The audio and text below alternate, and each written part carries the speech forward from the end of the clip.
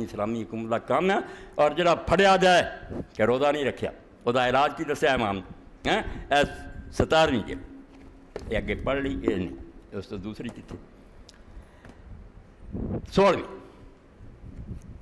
2 واری پھڑیا گیا نام مراد سہیل ابو جعفر علیہ السلام ان رجل شاہد علیہ شہود ان افطر من سائر زمان 3 ایام،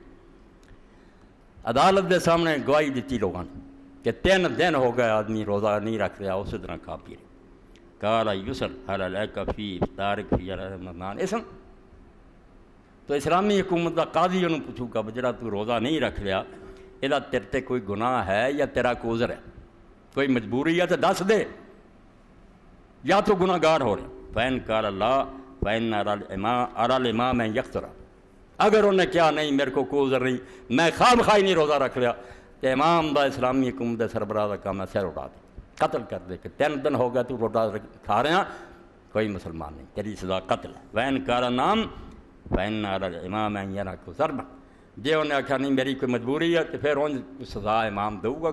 ذرا انہوں تکلیف دے قتل، پھر بھی سزا دیتی جو کہ لوگوں دے علم کیوں آیا، اگر عذر نہیں چھپا کے نہیں سکھا سکتا تو کیوں اتنا ننگا کیتا اپنے آپ کو کہ مسلمانوں کو پتہ لگ گیا کہ تو روزہ نہیں رکھنا۔ یعنی اسلام ہے